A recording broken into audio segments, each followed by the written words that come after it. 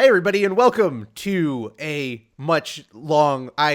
God, it's been so long. I need to start this over. I'm not used to these intros anymore. Hey everybody, and welcome to a long overdue episode of the Disney Top 3. This is the series in which Christine and I pick a topic and we talk about our top 3. It's actually really pretty self-explanatory. And as that explanation implied, Christine is here with me, and we're here at Virtual Epcot on the MC Magic server, the 1-to-1 scale recreation of Disney World. And today, what is our topic, Christine? What is our top 3 topic? Also say that 5 times fast. Top 3 topic. I'm sick today, so please don't make me say anything five times anything. Okay. Today is our top 3 Disney rituals. That's right. And it's interesting because we talk about our list before we record so that there's no overlap. And initially, when I pitched the idea of Disney rituals, my thought was purely before you get to Disney stuff. Like, what is your ritual before going to Disney? But then your list included a lot of stuff to do at Disney. And I thought it was just interesting that, these topics can be seen from different perspectives. But here we are in Epcot. I don't think any of these rituals, some of these rituals are park specific, but I think our first few are not. So let's just wander around Epcot a bit, and you can kick it off with your your number 3 Disney World vacation ritual.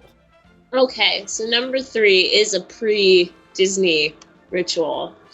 And that is to watch every single Disney movie that I own, which isn't all of them, but a good amount of them, before I go. And what I do is I actually count how many I have, and I try to watch probably one a week.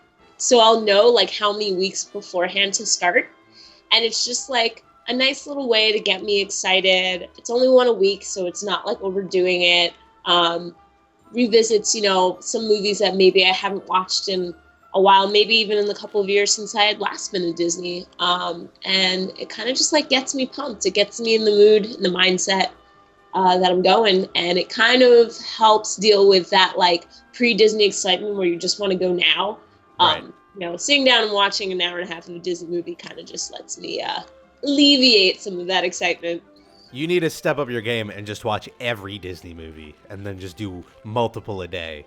I mean, take off extra time from work, just get all of those movies. And I mean everything. Start with Steamboat Willie till today. Uh-huh. Can we include Star Wars now? Yeah, you have to. Yeah, you got to all the Marvel stuff, everything. Yep. I mean, Netflix carries a lot of Disney movies Every now. single Disney Channel movie of the month. I don't know about that. Come on, who doesn't want to watch Smart House? That's a good one. I do something similar for my number 3. It is similar in that it's pre-Disney, and it involves sort of revisiting stuff, but not so much movies. For me, it's a lot of the music.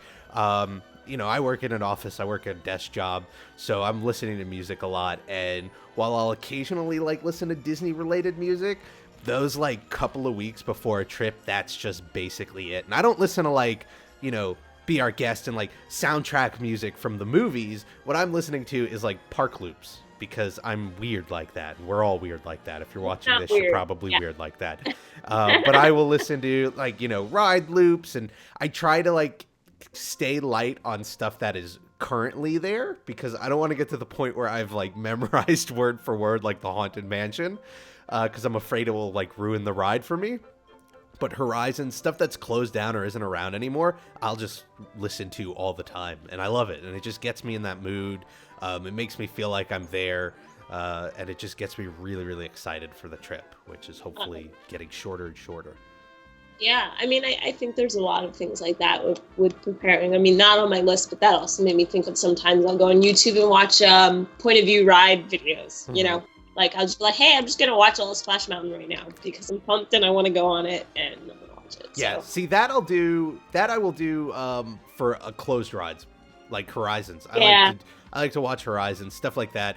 I'm always afraid of, I still haven't seen a point of view of Seven Dwarfs Mine Train because, I want to save that because I haven't ridden it yet. Ooh, me too. I want to watch it, and then I don't because I don't want to be spoiled. Yeah. But, yeah. But those are our pre-Disney. I think...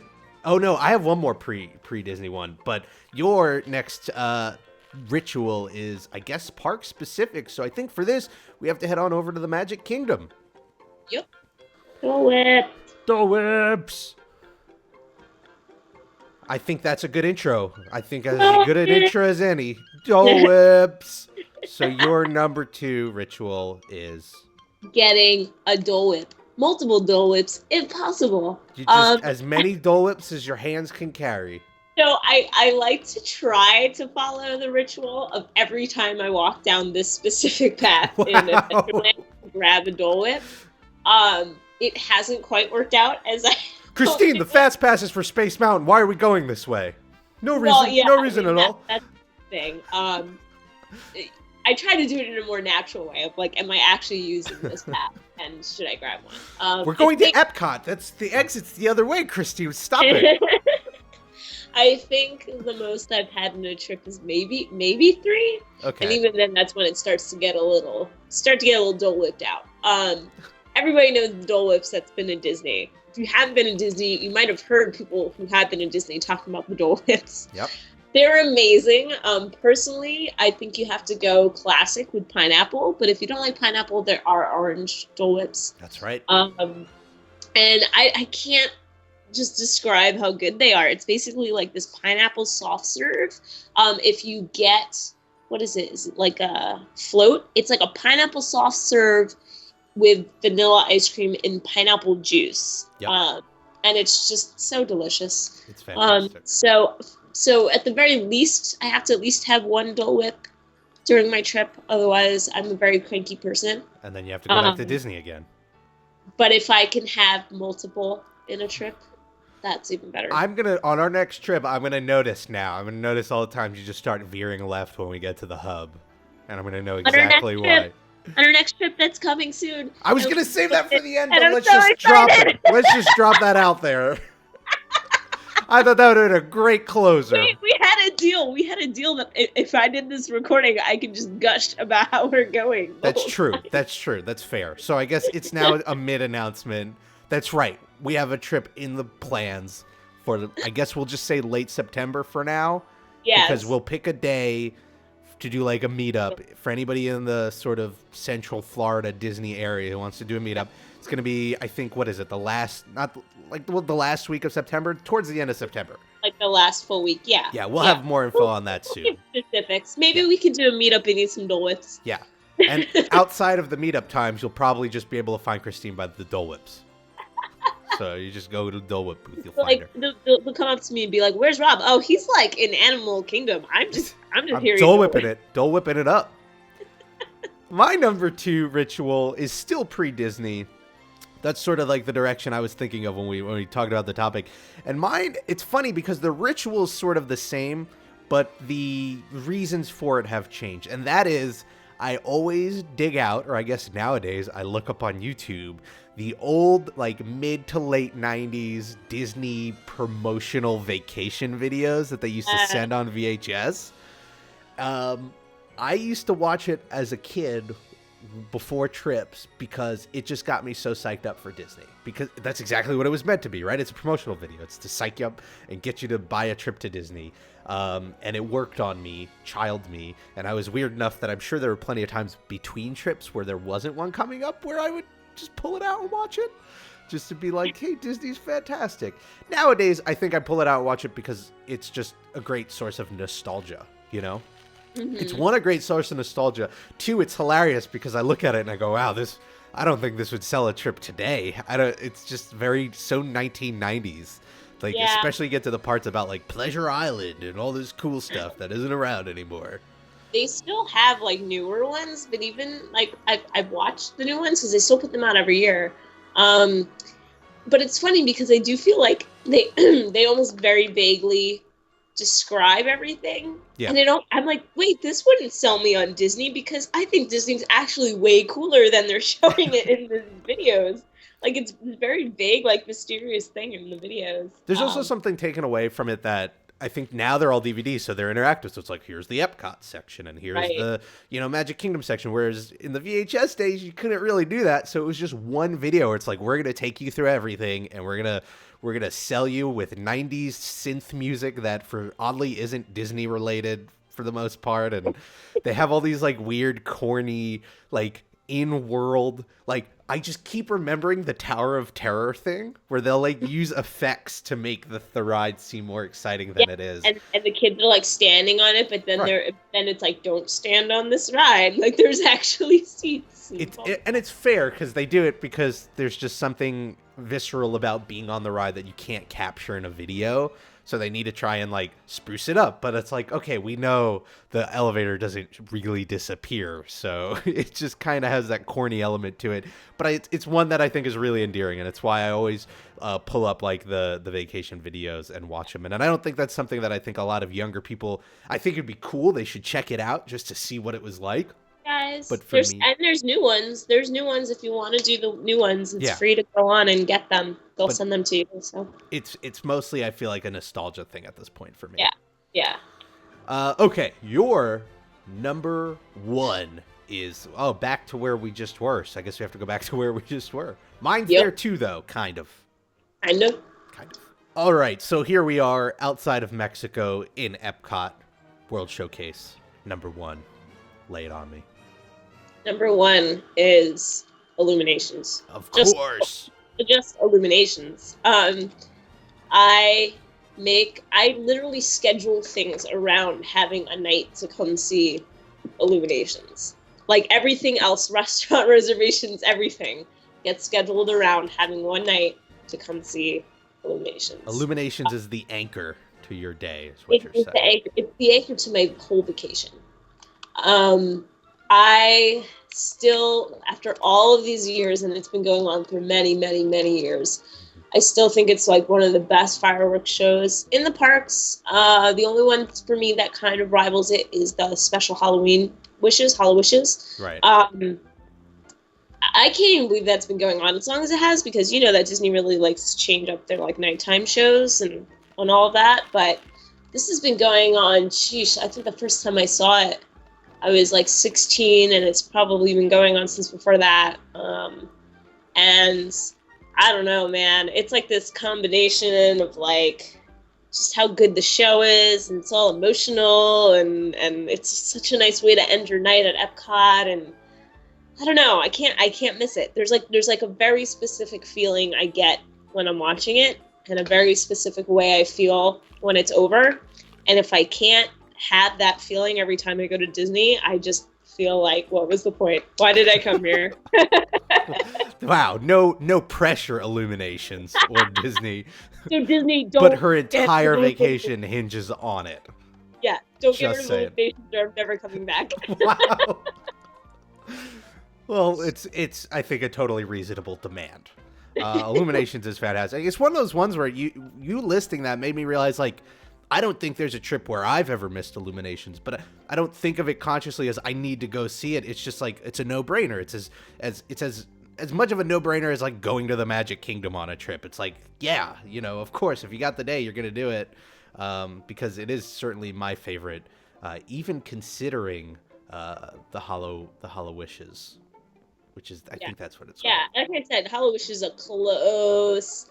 It's close. Because they have some impressive things that happen for Hollow Wishes, but the emotion that I get with Yeah. Illuminations, bar none, beats that out.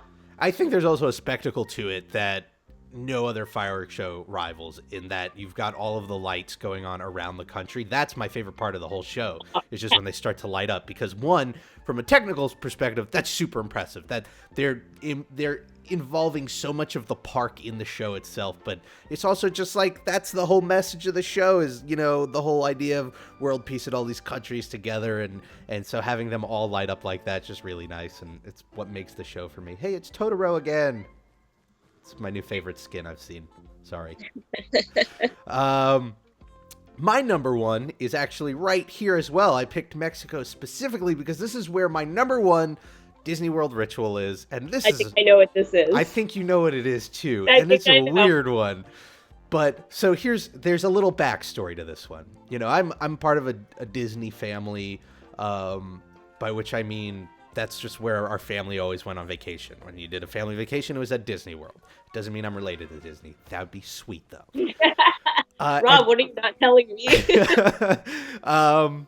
But for some reason, my mom, growing up, had this idea in her head, because I would go with my sister of, oh, hey, every time we go to Disney, we'll get you and your sister together and you'll put on one of those super overgrown sombreros and stand in front of the fountain and we'll take a picture. And that as an idea is really cool. For some reason, as a kid, I hated this idea more than anything else. And this wasn't even like the teenage years from like, Mom, I'm too cool for this. No, I was like a kid and something about having to put on the hat against my will, I hated it, like to the point of I wanted to cry about it. But so what would happen is undoubtedly I'd be really cranky about it.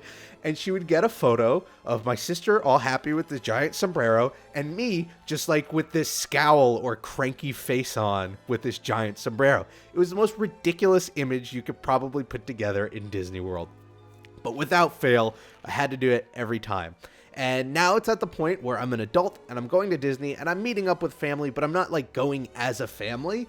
Yet I still try to make time to go to Mexico and put on the sombrero. And even though I'm actually enjoying it now, I put on a fake little scowl and take a photo of me in Mexico with the sombrero. I guess I took one in college where I was smiling. But for the most part, it's just cranky town. Yeah. I can vouch for this because of the time I did go with your mother and your sister, and she made you take the picture. Yeah. And we were in college at that point. And because of the last time that we went together, and Rob was like, hey, can you take my camera and do me a favor and take a picture? Yeah. And you know what? If one day I have a family and I've got kids and we go to Disney World, which obviously is going to happen, those kids are standing in front of that fountain with the sombrero. I don't care. It was so weird because I never even thought of it as a ritual because, again, like Illuminations, it was just something you did. It wasn't something I had to think about. You did. I don't know about me, but... Well, now everybody, I'm going to spread the word. Everybody, when next time you go to Disney, take a cranky sombrero pic. Hashtag cranky sombrero. Put it on your Instagram. We'll make it a thing. So there you have it. Our top 3 rituals. Pretty subjective list considering what it is. So what I would love to know is, what are your top 3 rituals? I think everybody who goes to Disney, whether they realize it or not, which is what I've learned in this video, has rituals that they sort of go through when they make a trip to Disney. So I'm curious what your rituals are. I'd also love to hear if you have ideas on what kind of topics you would like to see us cover in future episodes of the top 3. Now, Christine, I'm super excited for this part. Where can people find you? They can now find me on YouTube. Oh my God! She's got a YouTube channel. She finally has a YouTube channel. Where? Well, I don't have a nice, fun, customized URL yet. What's your channel name? My channel name is just Ivy Winter. There you go. Which is also my gamer tags on multiple platforms, so feel free to add me there. And I'm sure Rob will put a link in his description. Yes. We're going to do annotations. We're going to do cards. Cards are the new YouTube thing. We'll get you a card up to one of your videos. We'll make sure the links are there so people can find you. And you're also on Twitter? I am at Ivy Winter YT. So if you follow me there, you'll know about new videos and hear me, just go on and on about Bloodborne because that's what I'm playing right now. Ugh. Rob hates it. There you have it. Check it out. Subscribe. She's already putting out videos. It's really cool. So you should head over there. And because she'll play things like Bloodborne, that means that's a good place to go and find videos for games I would probably never cover because I'm just not into Bloodborne. You can not only find me here, but I'm sort of invigorating my other channel, Rob Plays Those Games. That's where if you've been looking for a Sims 4 video or Brock Cop or any of those other non-Disney videos, they are now going to live at Rob Plays Those Games. Similarly, you can find a link to the channel, I guess, in the description and everywhere else on my channel. You can probably track it down. I want to thank you all for watching. Whatever you're doing this week, make the most of it because it makes it that much better. And I hope to see you all next time for the next episode of the Disney Top 3. Bye, everyone. Bye.